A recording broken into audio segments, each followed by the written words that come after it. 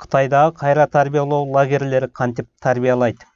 Жакында Кытайдагы Шинжан уйгур автономиялык районундагы кайра тарбиялоо лагерлери тууралуу жашыруун документ табылып, ал 24-ноябрда коомчулукка жарыяланган.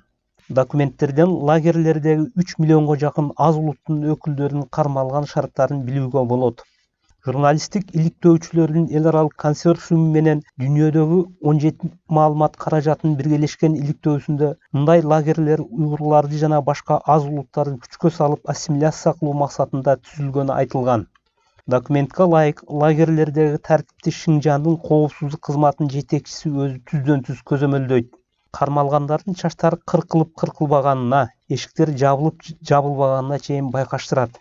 Бейжин бул лагерлерди тил жана кесип үйрөтүүчү борборлор деп атап, Шинжандагы чараларды чөлкөмдө коопсуздукту камсыз кылуу аракети менен түшүндүргөн.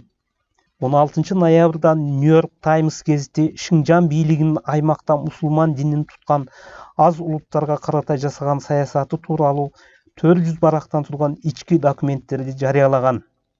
Аларда саясий жактан кайра тарбиялоо лагерлеринде кармалган кишилердин туугандарына кандай жооп берүү керектиги тууралуу аткаминерлер үчүн көрсөтмөлөр камтылган. Документке ылайык, жоопто алар өкмөт тарабынан түзүлгөн билим берүү борборунда экени жана ал жерден кете алышпай турганы, ошондой эле алардын качан чыгаары үй-бүлө мүчөлөрүнүн жүрүм-турумуна жараша болору айтылышы керек. Кытайдын Шинжан аймагында азчылык түзгөн улуттардын миңдеген өкүлдөрү кайра тарбиялоо лагерлеринде кармалып тургандыгы жөнүндө билдирүүлөр 2017 жылдан бери айтылып келет.